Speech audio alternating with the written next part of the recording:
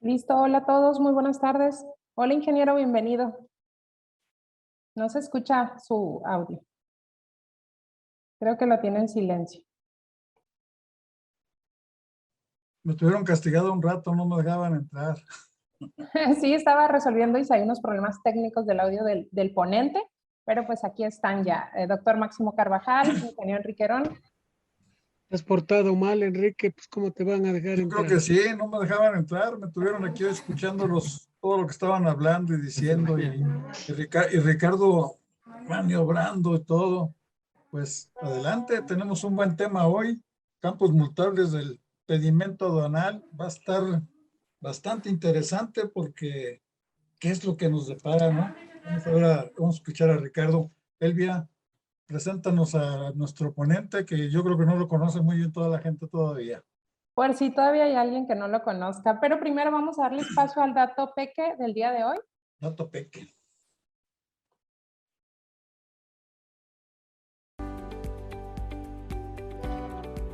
Bueno, aquí el dato weekly de esta semana. Un canal de denuncias es una herramienta que permite a los empleados y a otras personas alertar confidencialmente a una organización sobre sospechas de mala conducta. Es una herramienta importante para reducir los riesgos y crear confianza, ya que permite a los directores, a los tomadores de decisiones, detectar una mala conducta en una etapa temprana. Los canales de denuncia, por supuesto, buscan prevenir que las personas cometan actos como, por ejemplo, fraude, corrupción, acoso y otras acciones indebidas. La popularidad de estos canales de denuncia, vamos a pensar que arrancó en el 2002, derivado de una ley que en Estados Unidos obligaba a las empresas que implementaran este tipo de reporte a través de esta herramienta y estas rutinas para seguimiento de las denuncias. Pero podemos encontrar diferentes tipos de canales de denuncias, vamos a decirlo así en términos generales, y no son lo mismo, no más que la forma de reportear puede ser distinta. Los canales de denuncias digitales, que son a través de páginas web 24/7, los que se dan a través de llamadas telefónicas, pero tienen grandes áreas de oportunidad por el tema del seguimiento y porque no pueden ser muchas veces 24/7, las denuncias cara a cara, en las que te sientas con la persona y te platica, pero también tienen ciertas de oportunidad porque requieren una gran cantidad de confianza entre las dos partes. Y por supuesto las que se implementan a través de direcciones de correo. Esto también se hace a través de sitios web o a través de un dominio en particular y muchas veces esta información tampoco tiene el seguimiento esperado. Pero ¿qué creen? Como siempre, las ISOs pueden marcarnos una tendencia y un camino. Hay una ISO, la 37002, sobre sistemas de gestión de denuncias. Seguramente nos van a platicar un poco respecto a eso en este encuentro del día de hoy. Y bueno, este pretende implementar las bases para gestionar, evaluar, mantener y mejorar cualquier sistema de gestión, sea cual sea la empresa, chiquita, mediana, grandota, grandototota. No tendrá, se establece, ningún filtro con los sectores, es decir, la podremos aplicar cualquiera de nosotros. Y pretende ejecutar los siguientes pasos. 1. Identificación y denuncia de inquietudes sobre hechos ilícitos. 2. Evaluación de inquietudes por hechos ilícitos. 3. Medios para abordar las inquietudes por hechos ilícitos. Y 4. Cierre de casos de denuncias de irregularidades. Una vez más, nos demuestra lo que están construyendo a través de esta ISO, que si tienes algún problema y no encuentras la solución, el problema posiblemente esté resuelto y alguien ya escribió la solución en algún lugar. Bueno, aquí el dato weekly del día de hoy. Listo, ahí tuvimos el dato peque del trueque. Y pues si me permiten, Isaí, me ayudas compartiendo la semblanza del maestro Ricardo, aunque ya es conocido y nos ha acompañado en varias de las transmisiones de Hagamos un Trueque, pues bueno, la leeré de manera muy breve. El maestro Ricardo Méndez Castro es director de consultoría en TLC Asociados y director académico de Trade and Law College, licenciado en Comercio Exterior y Aduanas por el TBC, licenciado en Derecho por la Universidad Humanitas y maestro en Derecho Fiscal por la Universidad Iberoamericana en Tijuana, doctorando en Derecho Aduanero y de Comercio Exterior por el Centro Universitario de Estudios Jurídicos de Ciudad de México.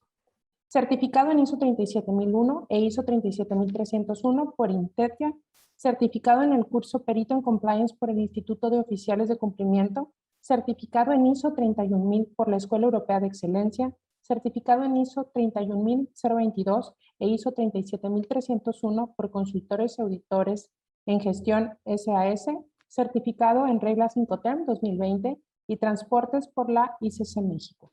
Actual presidente de la Academia de Derecho Fiscal del Estado de Baja California, también participa activamente en el capítulo México de la World Compliance Association y en el Colegio de Contadores Públicos de Baja California, así como en otros organismos empresariales.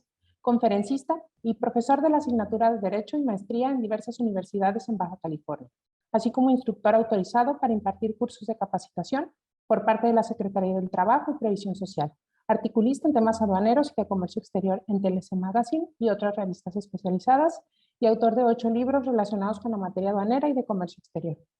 Y pues le cedo la palabra, maestro Ricardo Méndez, bienvenido.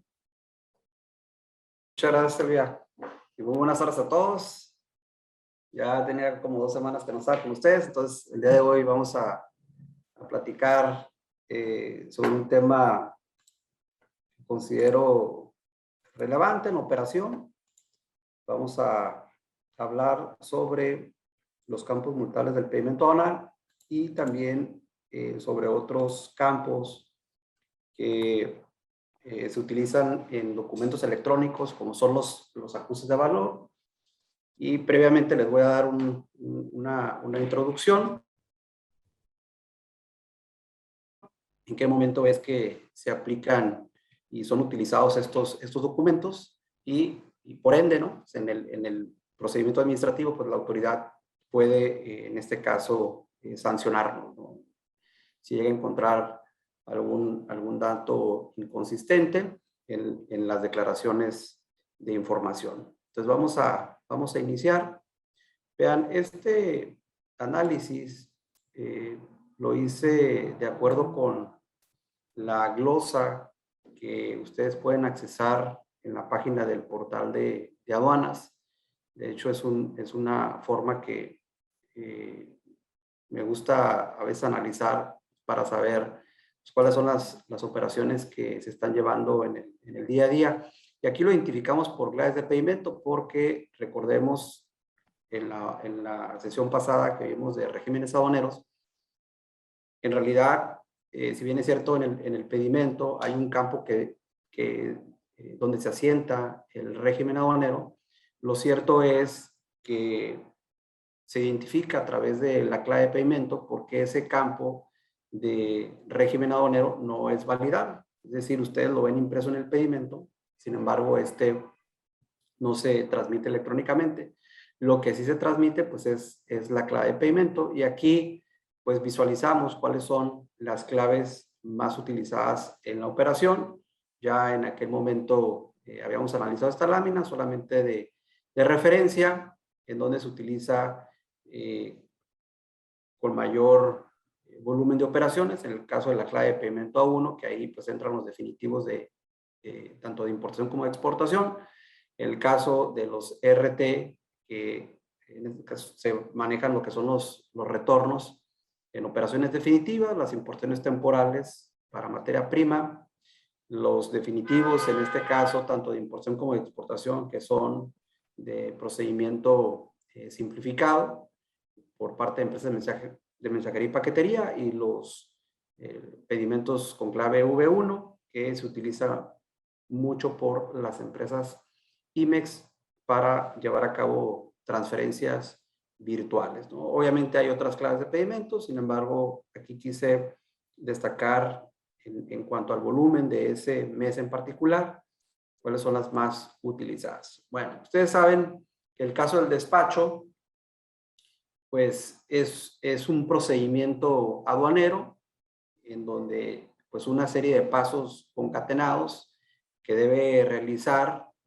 obviamente que los sujetos involucrados, porque si bien es cierto, en un momento dado el importador o exportador es quien solicita a su representante legal del despacho el que cumpla con esas formalidades o que se lleven a cabo esas formalidades para efectos de poder introducir determinado número de mercancías o en su caso de la salida del país, y pues dentro de esas formalidades que tienen que realizar, pues es obviamente la presentación no solamente del pedimento, sino previo a ello hay una relación de actos que en un momento dado deben de cumplirse, ¿no?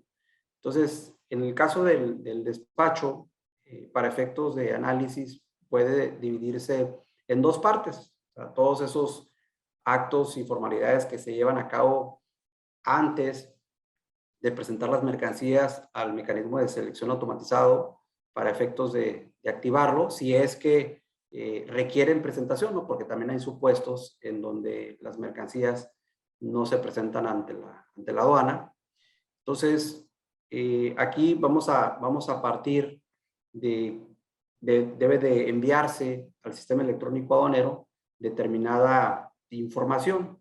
Recordemos que hay dos tipos de declaraciones, ¿no? Hay declaraciones que pueden ser generales o detalladas, y dentro de las generales podemos encontrar en donde hay determinación o no de mercancías, o en su caso puede existir dentro de las detalladas donde hay determinación también de contribuciones o no hay determinación de contribuciones, ¿no? Entonces, por ejemplo, uno de los primeros procedimientos que deben de llevarse a cabo cuando una empresa pues decide importar o exportar es básicamente que la factura pro forma o la factura comercial, que se le conoce técnicamente como el documento equivalente conforme al artículo 2 de la ley aduanera,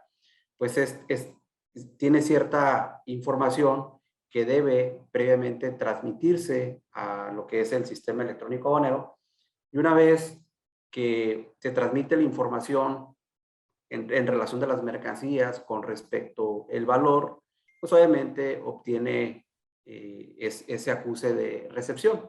Ese documento que contiene la descripción de las mercancías y el valor, bueno, pues se le conoce como acuse de valor, y durante algún tiempo también, bueno, pues era conocido como el comprobante de valor electrónico. Pero ya en la práctica, obviamente con base pues en los manuales técnicos, en lo que hace referencia básicamente las disposiciones generales y la ley, pues se le conoce como acuse de valor. Bueno, una vez que se tiene ya el acuse de recepción de ese acuse de valor, de ese documento electrónico, pues se procede a declararlo en el pedimento. Obviamente hay operaciones que no requieren de acuse de valor. El caso principal puede ser los pedimentos virtuales. Conforme a la 4321 te señala que no es necesario, o sea, no existe la obligación, aun cuando en la práctica sí hay quienes realizan la transmisión de acuses de valor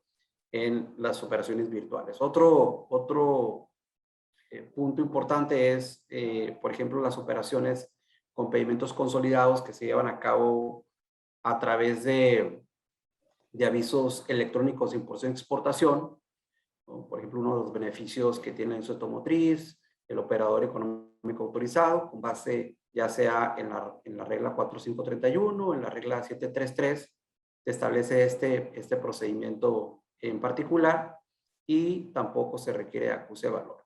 Entonces, vamos al supuesto en donde sí se requiere un acuse de valor, y por lo tanto se tiene que declarar obviamente ese acuse de recepción, ese folio que otorga la autoridad, pues se tiene que declarar en el pedimento. Posteriormente, se hace una prevalidación electrónica. Recordemos que el caso del 16A de la ley aduanera, pues te dice que la prevalidación electrónica consiste en que los datos asentados en el pedimento pues estén dentro de los criterios sintácticos, catalógicos, estructurales y normativos. Esto, bueno, pues que debe de tener toda una estructura, de realizarse esa declaración con base en la normatividad y con utilizando obviamente los catálogos que se establecen propiamente en los lineamientos o ya sea en el anexo, en el anexo 22, etcétera. Y una vez que ya pasa ese filtro de la prevalidación electrónica, pues tiene que continuar con lo que es la validación, que esto ya es realizar esa transmisión al sistema electrónico de aduanas y el cual, bueno, pues le va a arrojar o va a obtener un acuse de validación, que son básicamente los 8 caracteres que a veces visualizamos en los documentos. Y una vez que el documento pues ya esté listo, pues se debe de proceder al pago de contribuciones. Básicamente este pago electrónico pues se lleva a cabo en las instituciones financieras autorizadas obviamente por el SAT. Después sabemos pues que tenemos que presentar las mercancías ante la autoridad. Ese es un requisito que se establece dentro del procedimiento, en el artículo 43. En este caso, pues no solamente es presentar las mercancías con los medios de transporte, sino también te debe presentar con los documentos aduaneros. Obviamente, la normatividad ha tenido diversas modificaciones en el cual pues ya no solamente se presenta en la actualidad lo que es ya sea el formato de documento de operación para despacho aduanero, el formato DODA, o en su caso el gafete electrónico o el dispositivo electrónico, que es para activar el esquema integral de tecnología aduanera. Obviamente eso es lo que realmente, en la actualidad es lo que se presenta, ¿no? Anteriormente pues sí se presentaba el pedimento y había una relación de documentos que también se presentaba, pero esto pues se ha evolucionado y hoy en día pues establece estos 2 esquemas que ya vimos que, por ejemplo, en el caso del esquema integral de tecnología aduanera, pues debe de presentarse conforme como lo establece el procedimiento de acuerdo a las aduanas autorizadas, que esto ya vimos que la 7ª resolución de modificaciones, pues se dio a conocer el listado de las aduanas en el anexo 3. Y de ahí, pues el activar el mecanismo, determinar si esas mercancías se van a someter a reconocimiento aduanero, o en su caso, desaduanamiento libre. Y también, bueno, pues el artículo 43 prevé esa revisión de mercancías de manera no intrusiva a través de lo que vienen siendo los rayos X, ¿no? Entonces aquí tenemos los 2 documentos que se presentan de manera, el principal en la práctica, el famoso formato DODA, y en este caso lo que les decía, el dispositivo electrónico, ya sea para efectos de activar el mecanismo de selección automatizada.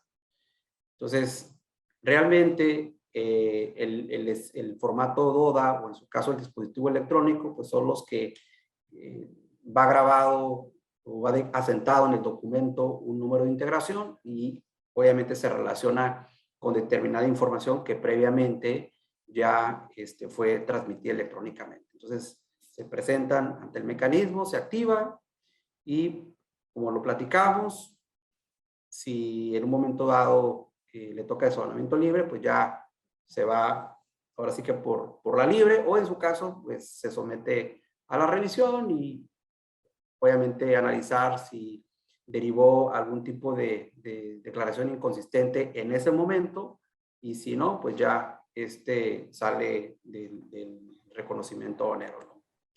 Ahora, la parte que estamos analizando aquí, evidentemente, tiene que ver con el tema de los documentos electrónicos, que son los que se utilizan en esa transmisión de información. Básicamente, si hay una división, por ejemplo, en la normatividad aduanera, de qué es un documento electrónico, qué es un documento digital, en comparación con el Código Fiscal. El Código Fiscal de la Federación solamente hace referencia de los documentos digitales. Sin embargo, en el concepto menciona o engloba a los 2, que es el documento electrónico y el documento digital. Entonces, en el caso de la normatividad aduanera, pues sabemos que el documento electrónico pues pues es un archivo que contiene información de manera estructurada. Normalmente pues siempre hablamos de las terminaciones XML, sin embargo, recuerden que también es factible, en el caso de los pedimentos, que la información se transmite en un código ASCII, que se le conoce, un estándar que se utiliza obviamente en los Estados Unidos. Y tenemos el documento digital, que es la reproducción de una imagen impresa, que básicamente lo vinculamos con el tema de los e-document que digitalizamos y después vinculamos o relacionamos el pedimento con el identificador ED. Bueno, en esta parte vale la pena identificar del lado izquierdo, ustedes van a visualizar cuáles son los campos más importantes. ¿Cuáles son ellos? Porque obviamente en cuanto a esta parte que yo les comentaba de los documentos que se relacionan con el acuse de valor, pues básicamente tenemos la factura comercial, el documento equivalente o en su caso el CFDI que se utiliza. Esto cumple con unos requisitos mínimos. Por ejemplo, estamos hablando del documento equivalente, debe de cumplir los requisitos mínimos que se establece en la regla 318. Ahí te dice cuáles son los campos que se requieren, ¿no?, para que sea un documento equivalente. Y cuando estamos hablando del CFDI, pues nos remite al 29A del Código Fiscal de la Federación, entonces también nos establece ahí unos lineamientos. Y podemos decir que todos los campos, con base en esos fundamentos que les acabo de mencionar, pues son los importantes. Sin embargo, en el caso de esta regla en particular, la regla 1921, pues nos señala cuáles son esa información sensible y por ende nos pueden multar, en donde pues sabemos que en temas de acuse de valor, pues la sanción es más elevada que la de los datos inexactos, ¿no? Ese es un tema que siempre ha sido relevante, porque como un documento accesorio que tiene los elementos del valor, su sanción es de 22.900 y en el caso del pedimento ONAR, que es un documento que es de mayor jerarquía porque ampara la legal estancia, tenencia y circulación de las mercancías, se hace un detalle más a profundidad de la operación que se está declarando y las sanciones obviamente pues son de 2,010 pesos, como vamos a ver a continuación. Entonces aquí lo que ustedes deben de, el checklist ya está, ¿no?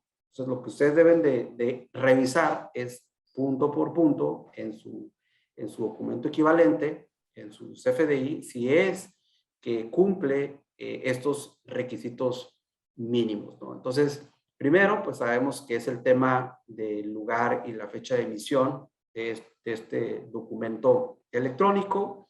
Obviamente, el folio de identificación, el folio consecutivo que le vamos a dar a este documento.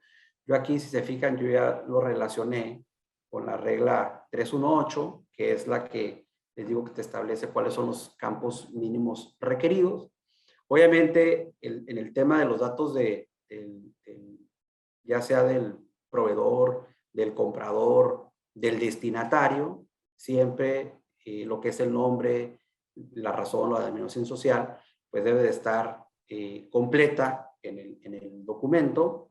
Y sobre todo también una parte importante pues son los datos del domicilio. En caso del datos de domicilio, pues recordemos que son todos los datos, ¿no? Desde la calle, el número interior, el número exterior, en caso de la colonia, el municipio, el estado, el país, el código postal, que eso es lo que te requiere para efectos de realizar la transmisión. Obviamente va a haber ocasiones, por ejemplo, si no hay un elemento, que sí hay número exterior, pero no hay número interior, bueno, pues entonces esa información pues no será declarada. Entonces aquí, en esta parte también, si fijan ustedes, vamos a vincular esa información no solamente con la factura, sino adicionalmente va a estar relacionado con el pedimento, porque al final del día, pues toda esta información pues debe de coincidir, ¿no? Que normalmente pues esa es la parte que revisan cuando a una mercancía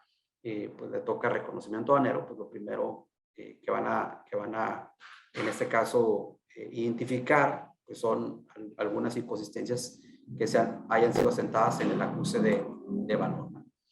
En esta parte también yo creo que uno de los elementos pues, más relevantes pues, es el valor unitario de las mercancías y el valor total de las mismas, y sobre todo en la parte que tiene que ver con los por ejemplo, algún tipo de descuento que ha señalado ya en la normatividad que se declare en este caso el monto de los descuentos en el campo de observaciones del acuse valor en caso de que obviamente existan, ¿no? Entonces esta parte también es importante porque recordaron ustedes que pueden tener un valor factura en donde se ha aplicado un descuento y por lo tanto ustedes deben de transmitir electrónicamente pues el precio pagado o en este caso por pagar, ¿no? Que es realmente lo que ustedes hayan erogado. Entonces por eso usted señala que el campo de las observaciones del acuse valor debe de indicarse el monto del descuento en su caso. Otro tema súper importante pues es, ya saben, la descripción de las mercancías. Y recordemos que en ocasiones pues la descripción puede ser un poco más detallada de lo que viene en la factura, porque acuérdense que normalmente pues la factura tiene una descripción comercial, viene una descripción en un idioma extranjero, probablemente, y en ocasiones pues se tiene que ampliar esa descripción porque nos dice que debe ser detallada, pero creo que en la práctica también sucede mucho, sobre todo en el caso de las maquiladoras, que coincide con la del pedimento. Pero recordemos que la del pedimento, en el anexo 22, nos dice que debe ser la descripción, estado, naturaleza de las mercancías para efectos de clasificación. Entonces, en ocasiones, pues, sí puede haber variaciones y que ya en la práctica a lo mejor hacen una carta bajo protesta, es decir, ¿verdad?, para detallar en forma más amplia lo que viene siendo la descripción de las mercancías, ¿no?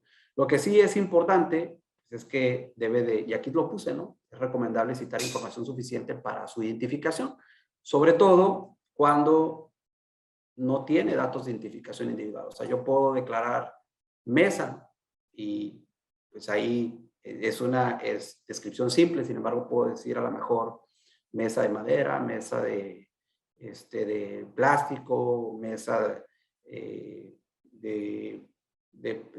por ejemplo, de base de metal con a lo mejor una parte que tenga o algún otro tipo de material. Entonces, eso obviamente va a depender del tipo de mercancía, ¿no? Entonces, esta parte sí es importante que ustedes la consideren, y de igual manera, o sea, el tema de los números de parte o SKU que en ocasiones vienen en la factura, pues sabemos que esto no forma parte de la descripción de la mercancía.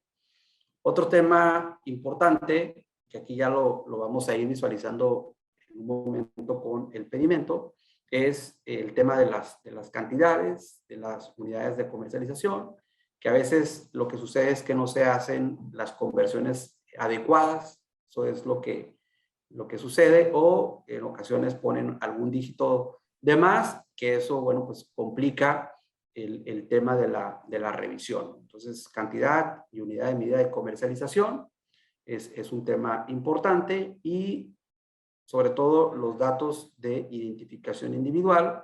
Obviamente todo esto lo vinculamos con lo que establece la normatividad, porque el artículo 36A nos señala que debemos de indicar los datos de identificación individual. Básicamente se refiere a la marca, modelo y serie. Sin embargo, también nos señala que pueden ser otros datos de identificación, y otros datos puedes incluir algún tipo de manual o alguna otra referencia para que esas mercancías pueden ser obviamente plenamente identificadas. Entonces esta parte también es importante. Entonces ahora vamos a entrar al tema de lo que viene siendo el pedimento. Ya tenemos una definición dentro de la ley aduanera, es una declaración, es un documento electrónico y pues ya sabemos toda la información que viene ahí, ¿no? Principalmente pues identificamos los datos del importador, proveedor, o los datos del exportador, los datos del comprador, la relación con el valor de las mercancías y por supuesto el tema de que si cumple con alguna regulación o restricción arancelaria, el tema del pago de las contribuciones en su caso, etcétera, ¿no? Entonces es una declaración detallada en donde se puede en un momento dado identificar toda esta información que acabamos de comentar.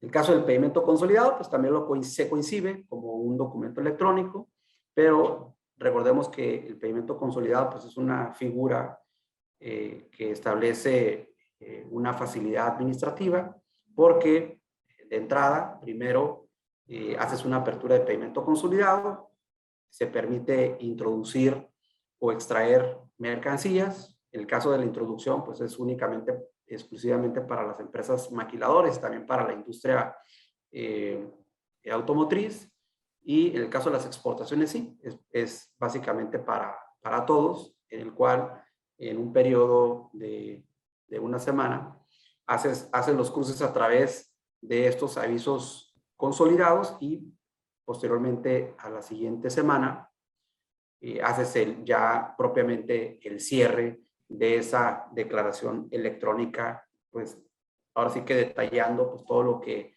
cruzó en un momento dado, ¿no? Aquí brevemente, para que ustedes vean la estructura del pedimento, porque ahorita vamos a analizar los campos. Acuérdense que hay dos documentos. Uno es el pedimento, que está conformado por 6 bloques, y el otro es la impresión simplificada del pedimento. Entonces, el pedimento, aunque en ocasiones nos lo envía el agente aduanal porque es el documento detallado, recordemos que el instructivo, tanto el anexo 22 como el anexo 1 que viene en el formato, te especifica cuándo se va a utilizar el pedimento y básicamente se refiere a cuando se hacen operaciones ya sea de vehículos o regulación de vehículos o en el caso de partes 2 que son marítimos. Entonces, estos son los datos que vamos a analizar ahorita. Primero el bloque único, porque solamente se genera en una sola ocasión. Luego, aquí vamos a identificar lo relacionado con el pago de las contribuciones. Aquí, básicamente, les puse en esta parte qué es lo que significa cada uno de estos elementos que conforman esta línea de captura que se visualiza aquí. Entonces, ya eso lo van a ir identificando ustedes, ¿no? Posteriormente, los bloques generales, porque se imprimen en más de una ocasión, ya sea el que va en la segunda hoja o en la parte de la firma, que eso va en todas las hojas. Posteriormente, tenemos los bloques específicos, que esto, pues, dependiendo del tipo de operación que sea, el tipo de vehículo que se utilice, el tipo de forma de pago que se asiente o el tipo de operación, es conforme se van a ir declarando estos bloques específicos. Y tenemos el de las partidas, que también hay una combinación que en ocasiones se realiza porque realmente el encabezado de las partidas normalmente declaramos hasta la parte del valor. Ya en lo que sigue, pues va a ser dependiendo también del tipo de operación. Entonces, esos subbloques que ustedes visualizan aquí van a identificarlos conforme al tipo de operación. Y ahorita vamos a platicar de ellos ya específicamente en el tema de las sanciones. Tenemos el bloque de rectificaciones, que es un elemento que también deben de conocer, y el bloque para los pedimentos complementarios, que es otra declaración aduanera que previamente tuvo que realizarse una operación, sobre todo de exportación, para posteriormente capturar este documento que se le conoce como complementario, ¿no? Que es básicamente para realizar el pago de contribuciones que se vinculan con el artículo 2.5 del TEMEC. Son programas de diferimiento de arancel, en el caso del TLQ, el tratado con la Asociación Europea de Libre Comercio y el acuerdo de continuidad comercial con el Reino Unido. Entonces, básicamente estos bloques son los que ustedes tienen que identificar, ¿no? Ahora, esa es la estructura de la impresión simplificada del pedimento. Si ustedes visualizan aquí dice forma simplificada del pedimento, lo cual es distinto, como les decía, del pedimento, y este consta de 4 bloques. Entonces ya vimos el bloque único, que es solamente una vez, el caso de los bloques generales, y posteriormente tenemos el de los bloques específicos, y si se fijan aquí no hay fracciones arancelarias. Entonces ese es realmente lo que también nos deben de compartir y que debe formar parte del expediente, ¿no?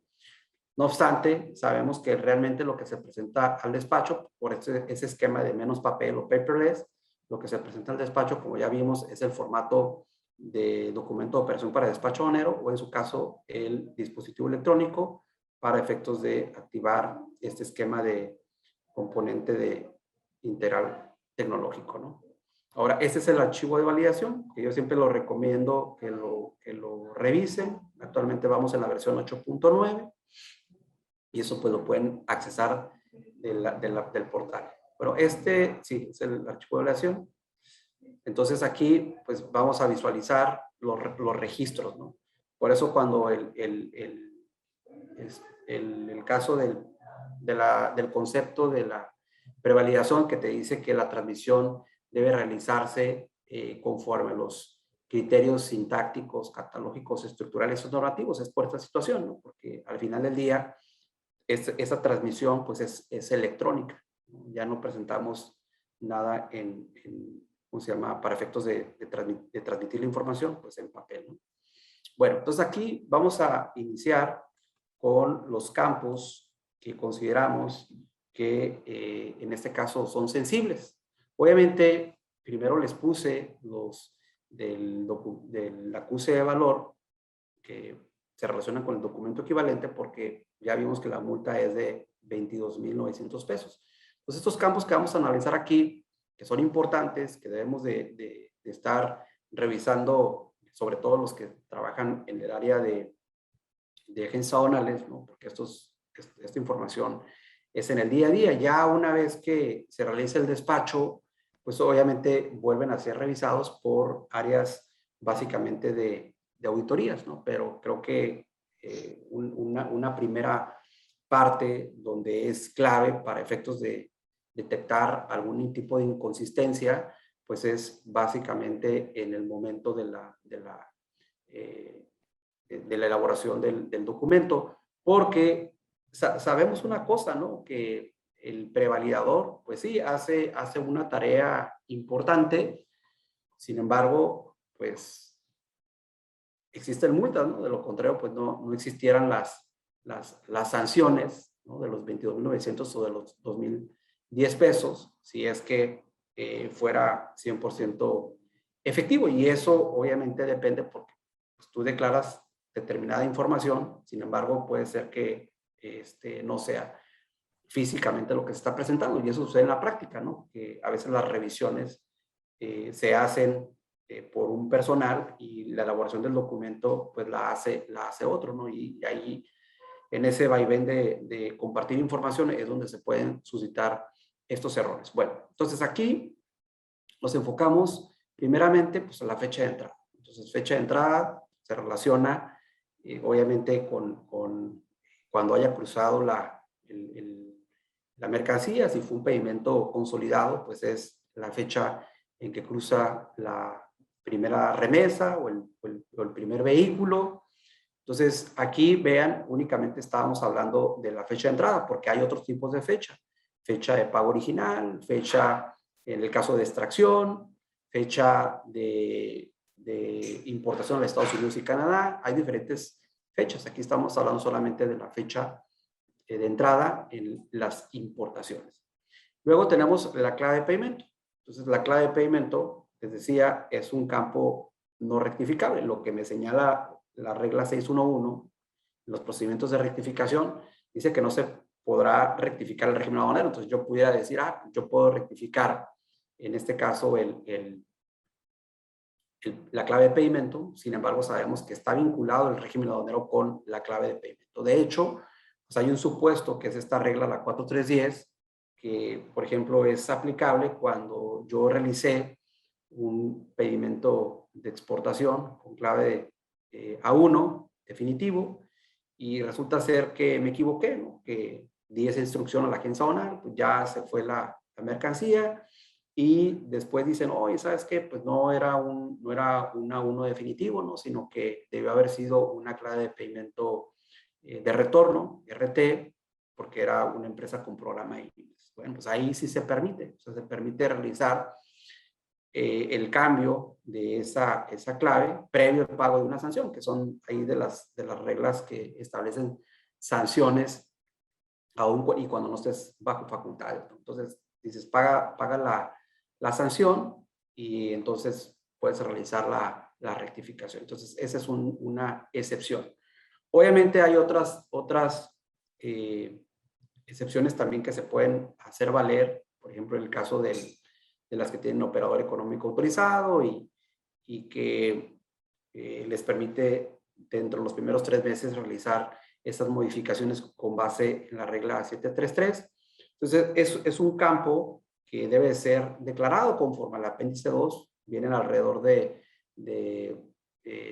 90 claves y obviamente están divididas por régimen aduaneros y también tienen una subdivisión ahí por tipo de operación. Ahorita vamos a ver ahí una estructura básica.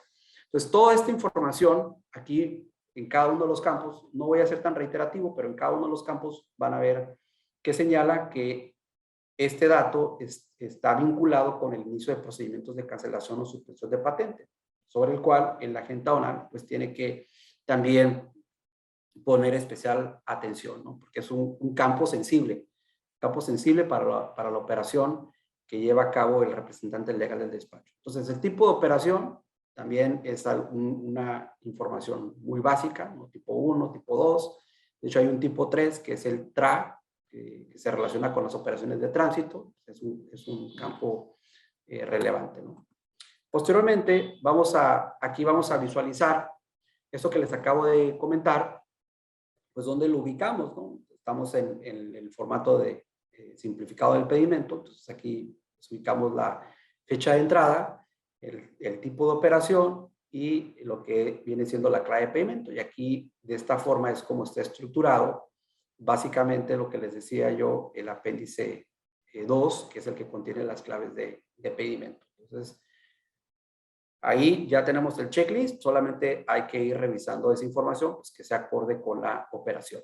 Después tenemos el número de pedimento y a veces me han preguntado, oye, ¿cómo que el número de pedimento? O sea, existen probablemente pocas posibilidades de que nos sancionen por el número de pedimento, pero recuerden que el número de pedimento no solamente se declara en este campo del número de pedimento, sino que hay otros bloques, como por ejemplo el de descargos, el relacionado con las formas de pago virtuales, en donde también se declara el número de pedimento y pudiese ser un campo que se encuentra de manera incorrecta. Entonces, no solamente es como les digo, revisar ese primer campo, sino hay que, en este caso, identificar otros que también se hayan llenado de manera correcta. Bueno, entonces tenemos los datos del RFC, y de igual manera aparece un campo sensible en el cual no te vas a equivocar, ¿no? Que dice, no, pues ese campo ya toda la información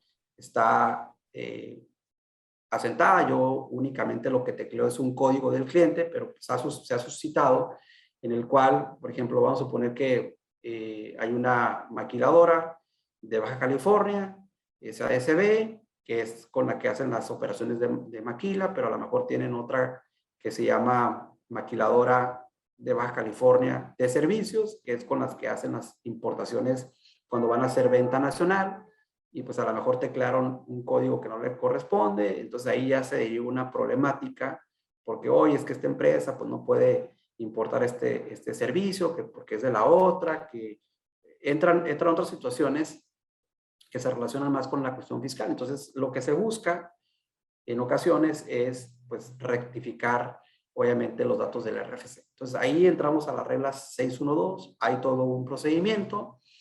incluso cuando pretendemos rectificar los datos del domicilio, que por algún motivo el importador o el exportador no se lo proporcionó con la debida anticipación al agente aduanal, y por ende, pues a lo mejor salieron varios pedimentos con el domicilio fiscal incorrecto, y eso pues trae un tema delicado para la agente aduanal, porque se puede derivar, es una causal de cancelación, no obstante que hay un procedimiento en el cual se indica, ¿no?, que aplicando ese procedimiento puede gozar de esa prerrogativa que no lo ubica ya en el supuesto, ¿no? Pero ya son cosas adicionales, ¿no? O sea, lo importante es realmente revisar que esta información de manera previa esté correcta, ¿no? Entonces tenemos los datos de la clave del país vendedor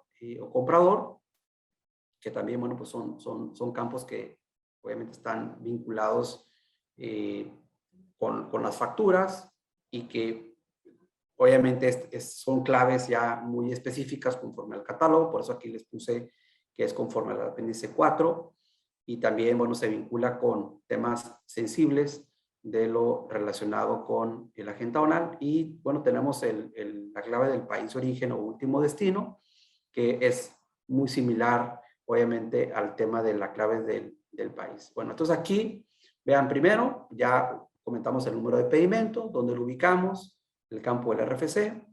Aquí siempre les pongo el tema de las sanciones, porque pues, esto no lo vamos a dejar de considerar, siempre lo tenemos que tomar en cuenta, porque es un campo sensible. Y en el caso de los países, y les puse un ejemplo, básicamente son las claves de SAI M3, ya las de SAI fase 3 no se utilizan. Esto todavía cuando se pretendía en ocasiones rectificar un pedimento anterior al 2000, por allá del 98-99, se tenía que migrar al nuevo esquema. Ya hay un procedimiento para que se migre la información al nuevo esquema, porque obviamente en aquel tiempo no existían ciertas claves, no se validaban ciertos campos, y hoy en día pues ya se hace. Entonces aquí vamos a visualizar estos campos. Solamente les puse unos de manera de ejemplos. Luego tenemos la clave del medio de transporte.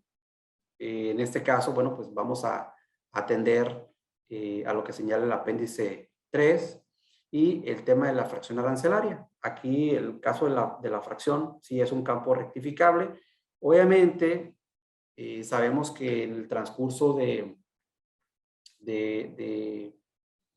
estos años ha habido varios cambios en la regla 611, porque antes no te permitían y después ya ahora te permiten. Entonces siempre hay que estar revisando que no vaya a haber algún tipo de restricción, que de hecho, por ejemplo, todavía aquí en esta regla 3723 se establece esta posibilidad de rectificar las operaciones especiales cuando se declara alguna fracción del capítulo 98, debido que en particular habla obviamente de las reglas octavas. Lo que pasa es que el caso de las reglas octavas, la 9802, que es de la 980001 hasta la 980038, todas las unidades de medida vienen en kilogramos. Entonces, en ocasiones también sabemos que hay una alteración de la cantidad, o sea, no es lo mismo decir una pieza que un kilo. Entonces esto pues trae como consecuencia de que se permita, por ejemplo, aplicar de manera retroactiva lo que viene siendo la regla octava cuando no hayas gozado del beneficio, y por ende pues también hacer esos cambios en las unidades de medida, ¿no? No obstante, pues hay otros beneficios específicos, tanto para aquellas empresas que cuentan con el registro de despacho de mercancías o revisión origen, y cuando se trata de empresas que cuentan con la certificación de operador económico autorizado, que también vienen ahí algunos beneficios, ¿no? Entonces, esta parte creo yo que es importante. Luego también hay otras que desde, bueno, por ejemplo, desde el reglamento de la ley aduanera, ¿no?, que a veces en la práctica a lo mejor no son tan comunes. Sin embargo, bueno, pues ahí está un beneficio que se puede aplicar. Y esta es en donde se señala que no se va a considerar que se incurre en un supuesto de infracción cuando las discrepancias en los datos relativos a la clasificación arancelaria derive de errores aritméticos o mecanográficos, siempre que en estos casos no exista perjuicio al interés fiscal en términos del artículo 247. Pero bueno, yo he visto sanciones hasta por 50, o sea, de 50 pesos, pues te aplican la de 2010. Entonces, a veces dices, bueno, pues 50 pesos no es un error aritmético. Sin embargo, en la práctica, por eso les digo, no, es un beneficio que está ahí, pero hay que identificar en qué momento se puede utilizar de manera correcta, ¿no? Para que pues, sea válido. Aquí, bueno, pues ya ubicamos básicamente los medios de transporte. En el caso, evidentemente estamos hablando de entrada, porque pues se declaran hasta 3 tipos de medios de transporte. Puede ser entrada y salida del país y arribo y salida, en este caso, de la aduana. Y bueno, pues aquí tenemos lo que es el campo de la fracción arancelaria. Entonces aquí les puse este catálogo breve, ¿no? Porque pues, obviamente tiene varias claves, ¿no? Bueno, tenemos la clave de la unidad de medida conforme a la tarifa. Se fijan, nos menciona conforme a la tarifa y el acuse de valor habla sobre la unidad de medida de comercialización. Entonces es diferente la regulación que se cita. Entonces aquí, de igual manera, pues básicamente estamos vinculando tanto la clave como las cantidades, de acuerdo, pues, lo que indica la fracción arancelaria. Entonces es muy importante saber la unidad de medida de tarifa que contiene, en este caso, la fracción para poder realizar las conversiones adecuadas si es que no coincide con la unidad de medida de comercialización, que es realmente donde en ocasiones puede haber algún tipo de falla, ¿no? Entonces, hay ciertas limitaciones solamente en el caso de los pedimentos consolidados, con base en la regla 3726. Ese es un tema pues, que ha estado restringido durante bastante tiempo, no obstante que la 611 ya no establece la restricción propiamente de la cantidad. Sin embargo, se establece esta limitación para los pedimentos consolidados que debemos en un momento dado pues atender, ¿no?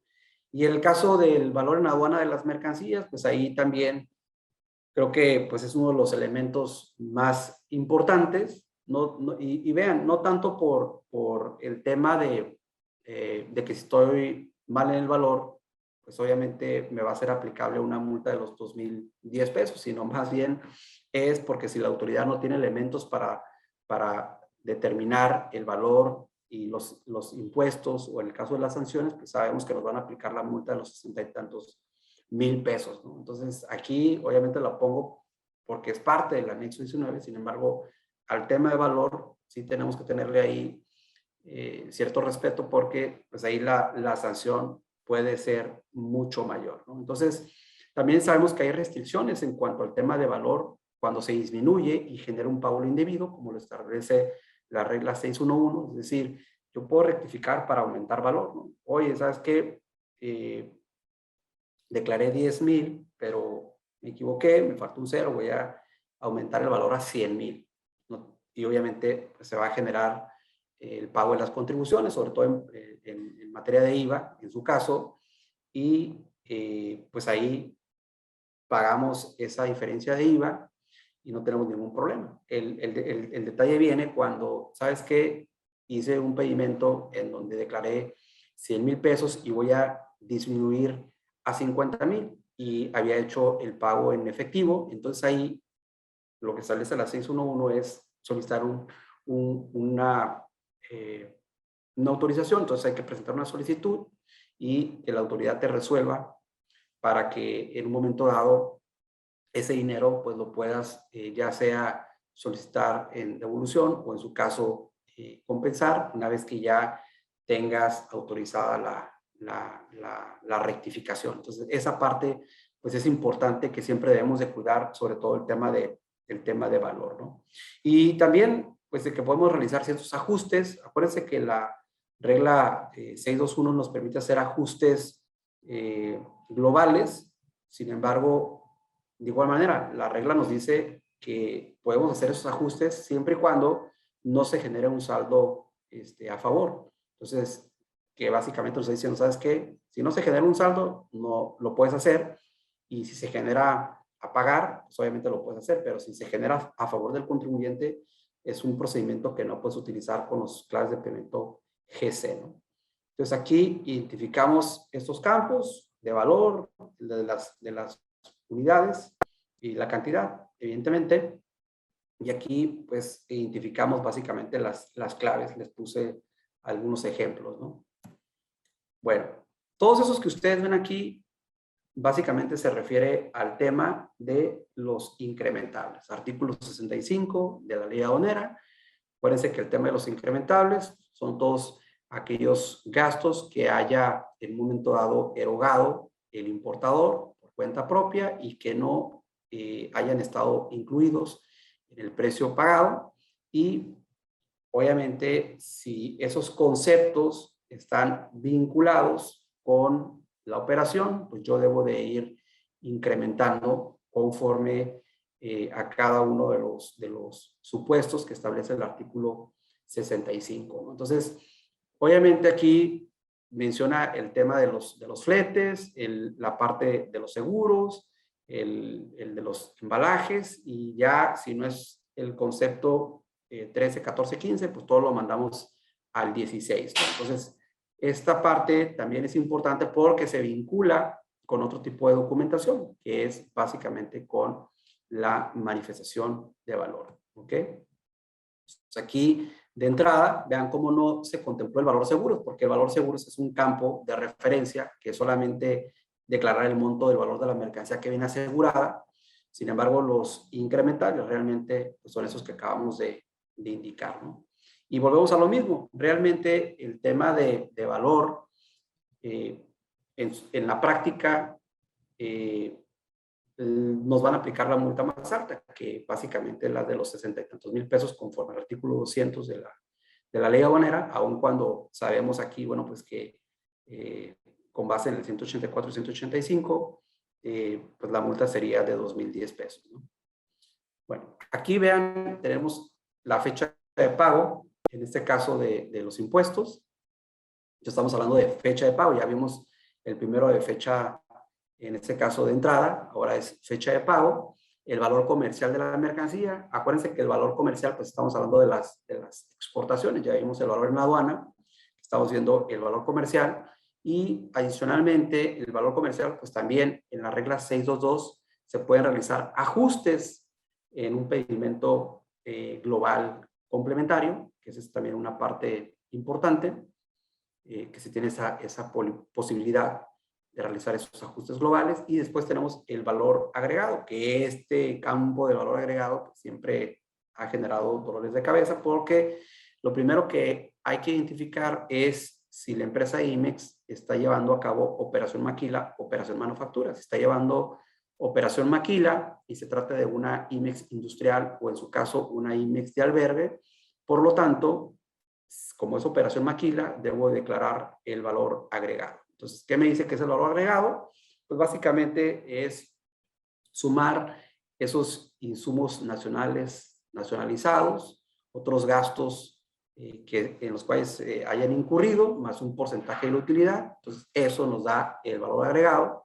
Ahora, no quiere decir que, por ejemplo, en operaciones de manufactura no haya valor agregado. O sea, lo único que está diciendo el campo 16 del bloque de partidas es, lo vas a declarar cuando se trate de operación maquila, conforme ya te establece los fundamentos, que ese era un tema que antes no visualizábamos, pero ya lo precisa, conforme al 181 y 183 de la ley del impuesto sobre la renta. Entonces, nuestra pregunta debe de ser, ¿me ubico en esos supuestos del 181 y 183 de la ley del impuesto sobre la renta? Si la respuesta es sí, bueno, pues entonces tengo que declarar valor agregado. Entonces, este es un campo también sensible. Entonces, aquí visualizamos el tema de las fechas, sobre todo la fecha de pago, que es el que vamos a hacer el énfasis, el tema de los valores, el valor comercial, y aquí el tema del valor agregado, que lo visualizamos. Bueno, ya para ir concluyendo con esta parte, tenemos pues los datos de la patente o de la autorización, ya sea de apoderado, que todavía hay algunos, representante legal, o en el caso de la almacenadora, cuando son extracciones de depósito fiscal o introducción de depósito fiscal. Entonces, pues aquí a lo mejor sí va a ser complejo que se modifique esa información, ¿no? Pero también es un tema sensible. El tema de los permisos y lo que vienen siendo los identificadores es bien importante. Acuérdense que la clave del identificador con base en el apéndice 8 o la clave del permiso con base en el apéndice 9, o sea, son campos multables, y adicionalmente los complementos. Es decir, por ejemplo, si hablamos de los identificadores, recordemos que el XP, el clásico, que se utiliza para exceptuar de algún cumplimiento de regulación o restricción arancelaria, que tiene hasta 3 complementos. Bueno, pues si registramos toda esa información y alguno de esos complementos está incorrecto, pues obviamente me van a sancionar con los 2,100 pesos, ¿no? Entonces, en el caso del cumplimiento de las regulaciones o restricciones arancelarias es diferente, porque bien, si no anoto algún campo de manera correcta, me pueden multar con los 2,010 pesos, o en su caso, si no se relaciona de manera correcta la autorización, permiso, certificado, etcétera, ahí me pueden aplicar otra sanción, los 3,000 y tantos pesos con base en el 184, también 185, pero ese supuesto sería más bien por un tema de incumplimiento de regulación o restricción, en donde no lo haya anotado correctamente. O sea, ahí hay que ver. Aquí lo contempla, ¿no? Sin embargo, puede ser que en ocasiones la autoridad multa por el otro supuesto. Pues aquí vemos los datos de la autorización, que es donde se visualiza, y en el caso de los permisos, pues aquí es donde se visualiza esta parte, ¿no? Que es lo mismo que vemos en este campo. Bueno, vienen los datos de identificación, marca, modelos y series. Aquí este fundamento está interesante porque aquí señala que si algún dato de identificación individual, marca, modelo, serie, viene de manera incorrecta en 1, 2 o hasta 3 caracteres alfanuméricos, porque ojo, está diciendo ya sea números o letras, hasta 3 de los dígitos, puede concebirse que todavía se trata de la misma mercancía. Si son más datos, pues la autoridad te va a decir que no es la misma mercancía. Pero en ocasiones también en la práctica, pues esto hay que pedirlo, ¿no? Porque si no lo ubicamos, pues obviamente la autoridad te va a decir, por un solo dígito te puede decir, no, sabes que pues no me acreditas la legal estancia o tenencia de esa mercancía en particular. Entonces, en ocasiones, pues hay que considerarlo, ¿no? Y que efectivamente también un dato importante es que conservar los datos de identificación en los equipos, ¿no? Porque obviamente a veces los desmantelan o los dañan ciertas partes, ciertas placas se las quitan, ¿no? Por alguna reparación que hacen, le quitan las placas y pues ya no se puede identificar, en este caso, las mercancías. Entonces son campos que se deben de cuidar. Obviamente hay restricciones en cuanto a ciertas fracciones del capítulo 87, que básicamente son vehículos, en donde pues no puedes en un momento dado rectificar. Entonces hay que visualizarlo muy bien. Y bueno, sí hay excepciones para lo que viene siendo el operador económico autorizado o las empresas de revisión en origen. Entonces aquí probablemente el tema de los datos de identificación individual se realice de 2 formas. Se puede llevar a cabo a través de indicarlo en el documento. Puede también digitalizarse. Hay un procedimiento en donde sabes que, por ejemplo, ha tocado que mercancías, ¿no? Que son alrededor de 100, 200, 300 números de serie. Entonces esos obviamente los digitalizas, que también es factible, y únicamente pues declaras el e-document en el documento. Eso es una posibilidad. Entonces siempre hay que estar revisando esta información. Los temas del número de contenedor y la clave del tipo de contenedor, que es quien realiza el traslado de las mercancías, es el continente que se utiliza también para protección, pues hay que identificarlo, y sobre todo con las claves que señala en este caso el apéndice 10. Aquí les puse algunos ejemplos donde lo podemos visualizar primeramente y solamente algunas claves. Obviamente, siempre también el tema de que si no hay alguno en el catálogo, que nos vamos al de otros, o que a veces publican ciertas claves y después te dicen, no, pues sabes que esta no se encuentra operando en la actualidad. Hay que revisar esas situaciones, ¿no? De manera ya particular. Tenemos, obviamente que también sería muy poco probable que te sancionen, que es el tema de los pagos, ¿no? O sea, cuando uno hace un pedimento, obviamente se declara un monto. Sí llegó a haber errores, sobre todo cuando empezó toda esta cuestión del PESE, ¿no? Cuando cambió del pago electrónico centralizado aduanero a este pago electrónico de comercio exterior, depósito referenciado, que había como ahí probablemente que llegaba la información incompleta al sistema bancario, que la reportaba distinto al SAT. Y obviamente se generaba un conflicto en la modulación. Sin embargo, ya en estos días, digo, es poco probable, o sea, es poco probable que venga el importe de manera incorrecta, que no se pueda leer, porque pues trae o sea, que despaches un pedimento sin haberlo pagado, porque obviamente viene ya el código en el documento, y que digas, no, pues sabes qué, pues es un pedimento que no está pagado. Entonces es poco probable, pero en caso de que llegase a surgir algún inconveniente, bueno, pues aquí se habla de un supuesto en el cual si hay un conflicto con el pago, pues sería una multa de 2.860 pesos, que es distinto cuando el pedimento no haya sido pagado, ¿no? Porque pues, si lo presentas y no ha sido pagado, pues es como si no presentaras el pedimento, ¿no? Entonces aquí vean también, conforme a este campo, también nos establece pues esta multa genérica, que haya algún elemento incorrecto, ¿no? Igual del tema del QR, nos pudiesen multar. Les digo, que no se vaya impreso el código QR, creo que sí sería un poco complejo, porque pues está demasiado grande, ¿no? Para decir, oye, no trae el código QR, vuélvelo a imprimir, ¿no? El tema de los Incoterms, que obviamente esos ya son de los últimos campos que se adicionaron. Hay que analizar el apéndice 14 para ver los términos de facturación, y sobre todo pues que vincularlos, ¿no? Tanto el Incoterm como en el caso de los incrementables o decrementables en su caso, podemos hacer esas vinculaciones.